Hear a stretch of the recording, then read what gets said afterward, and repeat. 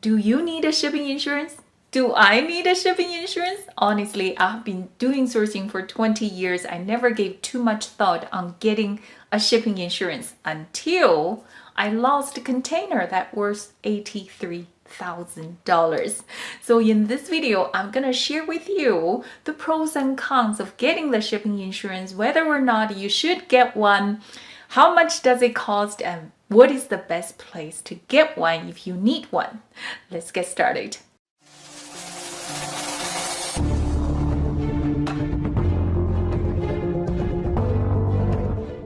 Welcome to the Good Life Warrior channel. What an honor to share my sourcing knowledge with you. I hope you love and enjoy my content and support me by subscribing my channel. Maybe even consider to leave a comment. I would appreciate that. What happened to the $83,000 container that I lost? Well, I didn't personally lose it. The shipping line 𝐻𝐈𝐍𝐃 lost it. As you can see on the screen here, many containers are already in the water. The estimate is 1,900 containers. When I got the call from my freight forwarder telling me that my container is on that ship, that it's possible my container is already in the water, I still had hope until I see more pictures. Many containers on the ship are already collapsed and damaged so badly. Even if I get the container eventually, the products inside of the container probably are very damaged. So we need to talk about shipping insurance. You never hear me talk about shipping insurance often because shipping insurance is one of those things costs money, even though it's not a lot, but it still goes to your bottom line. The damage doesn't happen very often. And this third reason is a strong reason for me. Even if you have a damage, somehow the insurance company always have a strong reason to deny the claim for inadequate packaging. This is their exclusion to deny all claims if you have inadequate packaging. I have been dinged so many times, couldn't get my damaged product compensated by the insurance company. Not every shipment needs insurance. So here is my recommendation if you have these type of shipment. One is air shipping. It doesn't matter whether your product is fragile or not, whether it's a gift box or glassware or metal. You need to insure your product when you put your product through air shipping. The risk of damage just go up like this when you ship through air. The second one is LCL, less than container load, and LTL, less than truck load. That's when your shipment is mingled with other people's product. So many hands in handling LCL and LTL. The risk of damage go up like that too. So make sure you insure your air shipment and LTL and LCL shipment. For the full container load, the risk of damage is actually very low because when you book a full container, the container was dropped at your supplier's factory. The workers load up your product into the container and then the door is sealed until the container was delivered to the destination, either it's Amazon or your warehouse. Then someone opened the door and unload your product. As you can see here, this entire process has very minimum handling. That's why the risk of damage is low. The shipping accident, like the 𝐻𝐈𝐍𝐃 accident we saw, it doesn't happen very often. So if you are buying full container load, what should be your decision? The bottom line or the peace of mind? My advice is get the shipping insurance. We can get away with 10 times, 100 times, even thousands of times buying full container load without any problems until once that one accident could be very expensive if you don't have any shipping insurance. So now let's talk about shipping insurance cost. Now I'm going to show you how to calculate your shipping insurance premium, not just for the sake of getting to the cost part, but also get to understand when you file a claim what you will be compensated to. Let's walk this through very quickly. The first step is to determine the commercial invoice value. I'm using my shipment as an example here, and then we'll just do a new one. It's going to be quick.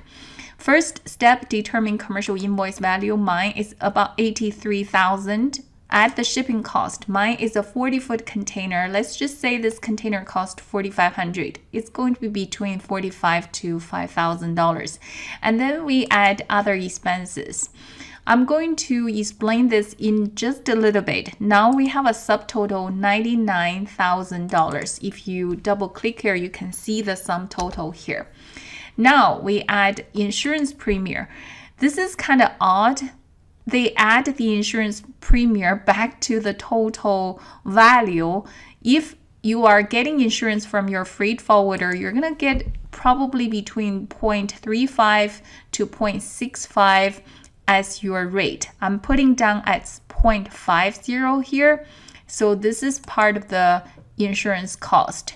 We use 99,000 here, 99,000 times 0.50. That's how we get the 499 here. And then we add these two together, 99,000 plus the $500 here, we got 100,000. Now we're going to add one more thing, that is the insurance company's markup. It's about 10%. So you add 100,000 times 10% here. Now you get $110,000. You see 100,000 plus the 10,000 markup. And this is your total insured value. From here, you use that same rate that your freight forwarder quote to you. That's how you get to $552. This is the total insured value times your premium. That's your cost. Let's walk through an example. Let's say your shipment is 5,000. Before we do that, let me explain. This plays a huge part in this cost. The 15% I'm adding here is duty.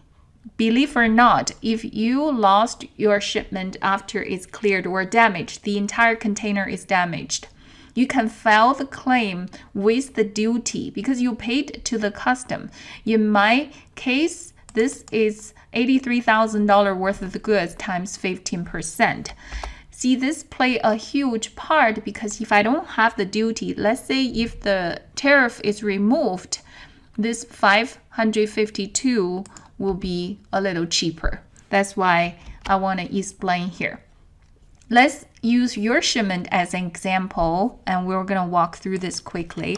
Let's say your shipment is $5,000. Your shipping cost is LCL and cost you $1,500. And your duty would be 5,000 times your 15%, whatever the percentage is, right? Now you add these together, all three filled. Now you have $7,200 before we add on to these insurance premium and markup. So now the insurance premium, let's just say it's 0.5, same thing. That will be $36. It's nothing actually. And then you add these two fields together to get this value. Now you add insurance markup times 10%. Now it's 700 belongs to the insurance company. Now you add your total value as these two together. Yes, so now your total insured value is 8,000. Now you apply your 8,000 times your insurance premium. Yes, so it's your $5,000 worth of the goods. It's only cost you $40. It's not that expensive. But for a full container load, it does add up. You know, if you're moving 10 containers a week or a month, and then that becomes thousands of dollars. So this is the calculation. I hope you get it. If you didn't get it, then keep watching this part until you get it. Now you know how to calculate the cost of shipping insurance. Let's talk about where do you get your shipping insurance. The best place is actually your freight forwarder. They buy bulk insurance from the insurance broker. You can get it from them. You can get the shipping insurance for yourself from the broker too. If you have a brick and mortar business, you need to insure your building, your equipment, then you can buy your cargo insurance from the same broker. Now, let me talk about one exclusion that you don't need shipping insurance. That's when you buy product under DDP shipping term.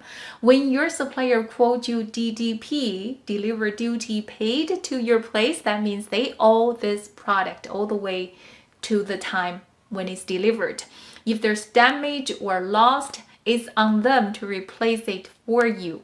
If you're buying under X work or FOB, the ownership transfer either at the supplier dock or on the ship when it's loaded to the ship, then you owe the product. When it's damaged or lost, it is on you. That's when you need to buy shipping insurance. In summary, we always want to get the shipping insurance for our air shipment and LCL shipment. If you have the money to buy full container load shipment, do consider check the box of insurance. Pretty much the conclusion is buy shipping insurance for every single shipment except for the DDP shipping. I hope you loved this video. I hope you get to know shipping insurance a lot more now. If you found value in this video, do give me a thumbs up and consider to subscribe if you haven't already. I wish you a lovely day and I'll see you in the next video.